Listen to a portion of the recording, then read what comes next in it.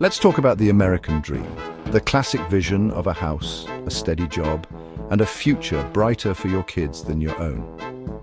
For generations, this dream was more than just a slogan. It was a promise that hard work and determination would pay off. It meant a sense of security, a place to call your own, and the hope that each new generation would climb a little higher than the last. It was the foundation of countless family stories, the backdrop to millions of lives. For a while, this wasn't just a fantasy. The middle class was the engine of America, offering stability and upward mobility. After World War II, booming industries and strong unions helped create a society where ordinary people could afford homes, cars, and vacations. Neighborhoods flourished, and communities thrived. The sense of possibility was everywhere, from bustling factories to backyard barbecues, but today that dream feels like a relic, something you'd find in a museum next to a rotary phone. The symbols of that era, white picket fences, affordable college and job security, now seem distant, almost quaint. For many, the American dream has become a memory, a story told by grandparents rather than a reality to strive for. The definition of middle class is now blurry, and the path to stability seems to slip further away each year. Rising costs, stagnant wages, and mounting debt have made it harder for families to get ahead. The pressures of modern life, job insecurity, healthcare expenses, and housing shortages have left many feeling anxious about the future. The certainty that once defined the middle class has been replaced by uncertainty and doubt. So how did we get here? It wasn't one event, but a slow erosion. Policy shifts, economic changes and broken promises, factories closed, jobs moved overseas, and the safety nets that once protected families began to fray. Political decisions, global competition, and technological advances all played a role in reshaping the landscape of opportunity. To understand what happened, let's rewind to when the American dream felt real, not just nostalgic. By looking back at the roots of this ideal, we can begin to uncover how it was built and why it's so important to so many. Only then can we truly grasp what's been lost and what might be possible for the future. After World War II, America's factories boomed, creating millions of stable, well-paying jobs. Unions were strong, and a single income could buy a house, a car, and a vacation. Productivity soared, and wages rose in tandem. Everyone got a fairer slice of the pie. But this prosperity was not universal. Women and people of color were largely excluded from these opportunities. Discriminatory policies kept the gates to the middle class closed for many. Still, for much of white America, this era set the standard for what it meant to be middle class. The 1980s changed everything. It was a decade of big hair, bold colors, and even bolder economic shifts. America was riding high on a wave of optimism, but beneath the surface, the ground was shifting in ways that would reshape the lives of millions. Globalization and automation hit American workers hard. Suddenly, jobs that had supported families for generations were under threat. Machines began to do the work people once did, and companies started looking overseas for cheaper labor. Factories moved overseas, chasing cheaper labor, and robots replaced jobs at home. The world was becoming more connected, but for many American workers, that meant their jobs were now just another number on a corporate spreadsheet. The old social contract, work hard, share in the profits, fell apart. The promise that a steady job would lead to a comfortable life began to fade, replaced by uncertainty and anxiety about the future. Union power collapsed and millions of stable jobs vanished, especially in the Rust Belt. Once thriving towns were left with empty factories and shrinking populations as people moved away in search of opportunity. By today, manufacturing jobs have dropped from 22% to just 8% of all employment. The American workforce shifted towards service and tech jobs, but not everyone could make the leap, leaving many behind.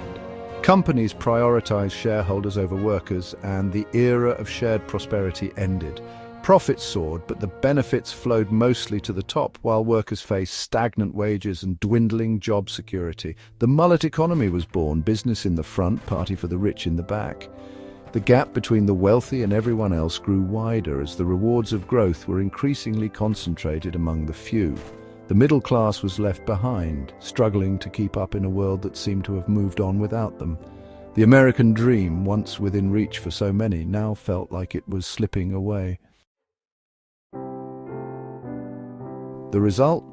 The middle class shrank, no longer the majority, but a shrinking anxious group. In 1971, 61% of Americans were middle class. By 2021, just 50%. More people slipped into lower income, while the top 1% took a bigger share of the pie. Wages stagnated, but the cost of living soared and wealth inequality exploded. Most Americans now live paycheck to paycheck with little cushion for emergencies. The promise of upward mobility has stalled. For many, it's out of reach. The middle class is squeezed between rising fortunes at the top and growing struggles below. Stagnant wages are bad, but skyrocketing costs make things worse.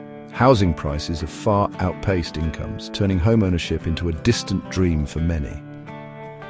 Healthcare costs are crushing, with families facing high premiums and the risk of medical bankruptcy. Education, once a ticket to the middle class, now comes with crippling student debt.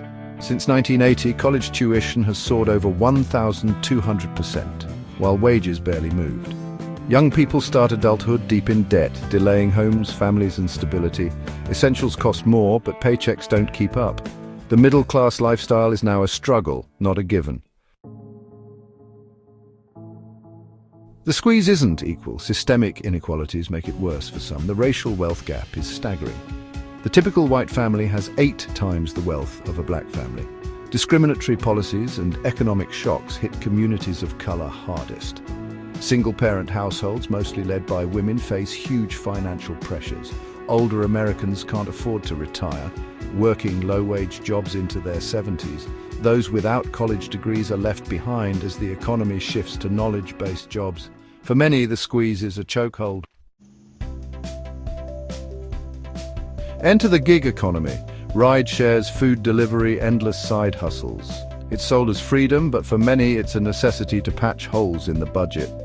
Gig workers lack benefits, job security, and predictable income. All the risk is on the worker. No sick leave, no retirement, no safety net. It's a treadmill of hustle, not a path to stability or wealth. The gig economy is duct tape on a cracked foundation, temporary, not a solution. The rise of side hustles signals a middle class treading water, not thriving. Economic security has been replaced by perpetual hustle. The situation we face today is undeniably dire, but it's important to remember that it isn't hopeless. The challenges confronting the middle class, rising costs, stagnant wages, and growing inequality are not the result of some unchangeable fate. They are the outcome of policy decisions made over decades. That means we have the power to change course, to make different choices that can lead to better outcomes for everyone. We can start by rebuilding the middle class from the ground up. Making work pay is essential. Raising the minimum wage so that no one who works full-time lives in poverty, and strengthening unions so workers have a real voice at the bargaining table. When workers are empowered, wages rise and working conditions improve for everyone. Expanding tax credits for working families can put more money in the pockets of those who need it most, helping parents afford childcare, groceries, and rent. These targeted policies can lift millions out of poverty and help families build a more secure future. We must also tackle the crushing burden of healthcare costs. By controlling prices and ensuring universal coverage, we can make sure that no one is forced into bankruptcy simply because they got sick. Healthcare should be a right, not a privilege reserved for the lucky or wealthy. Education is another key pillar. Making college and vocational training affordable again will open doors for millions of young people and adults alike, giving them the skills they need to succeed in a changing economy. When we invest in education, we turn it back into a ladder of opportunity, not a trap of debt.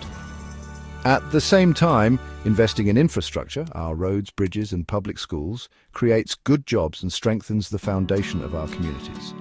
Supporting innovation and research will help us stay competitive in a rapidly changing world, creating new industries and opportunities for broad prosperity. These aren't radical ideas, they're practical, proven investments in our future. They're about building a society where everyone has a fair shot and no one is left behind. By making better choices, together we can build a stronger, more inclusive middle class and ensure that the American dream remains within reach for generations to come. It's easy to be cynical, but America's story is one of reinvention and resilience. The middle class was built by people who fought for workers' rights, public education, and shared prosperity. We've faced huge challenges before and responded with bold vision, not despair. A thriving middle class benefits everyone, driving growth, stability, and opportunity. Rebuilding it isn't class warfare, it's national renewal. The American dream isn't dead, it's worth fighting for. The future depends on forging a new social contract that works for all, not just a few. That's a promise worth believing in.